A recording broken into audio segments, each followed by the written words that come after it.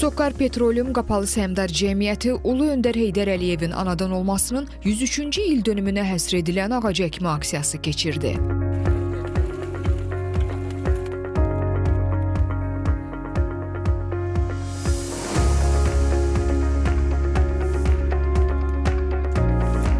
Aksiyada SOKAR Petroleum Qapalı Səhmdar Cəmiyyətinin rəhbər heyəti və müxtəlif struktur bölmələrinin əməkdaşları iştirak etdilər.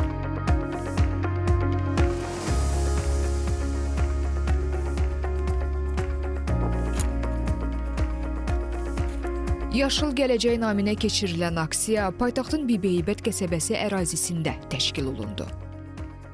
Ərazinin iqlim və torpaq şəraiti nəzərə alınaraq bu dəfəki ağac əkmə aksiyasında 300 ədəd zeytun ağacı əkildi. Bununla da yaşıllıq sulaqlarının genişləndirilməsinə və landşaftın bərpasına yenidən töhfə verildi.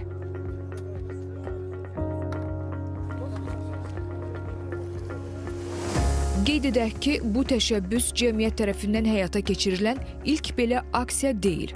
Son illər ərzində SOKAR Petroleum Qapalı Səhmdar Cəmiyyətinin təşkilatçılığı ilə mütəmadi olaraq silsilə yaşıllaşdırma kampaniyaları həyata keçirilir. Bu cür aksiyaların təşkilində əsas məqsəd ətraf mühiti qorumaq və cəmiyyətin fəaliyyət istiqamətinin sənaye sahəsi olmasına baxmayaraq ölkəmizdəki ekoloji tarazlığa davamlı dəstək olmaqdır. Bu cür təşəbbüslər həm də ölkəmizdə həyata keçirilən geniş miqyaslı ekoloji strategiyanın tərkib hissəsi kimi böyük əhəmiyyət kəsb edir.